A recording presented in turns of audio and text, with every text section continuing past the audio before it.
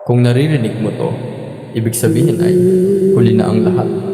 Ikinikwento ko to para malaman mo kung ano ang nangyari sa akin. Normal lang naman ang lahat para sa akin. Yun ang akala ko. May naririnig akong tunog sa paligid, mga yabag. Pero ako lang naman ang nasa bahay. Tinignan ko ang salamin. Akala ko ako pa rin ang nakikita ko. Pero hindi ko na matandaan kung kailan ko huling naramdaman ang sarili ko. Ngayon ko lang naisip bakit walang sumasagot sa akin. Bakit hindi na ako napapansin ng iba. Siguro kaya ko lang nasasabi to kasi hindi ko pa alam. Patay na pala ako.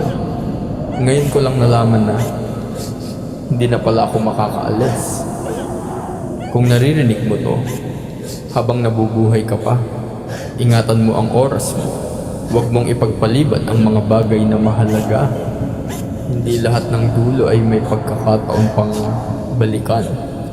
Dahil minsan, huli na pala ang lahat bago mo malaman na wala ka na.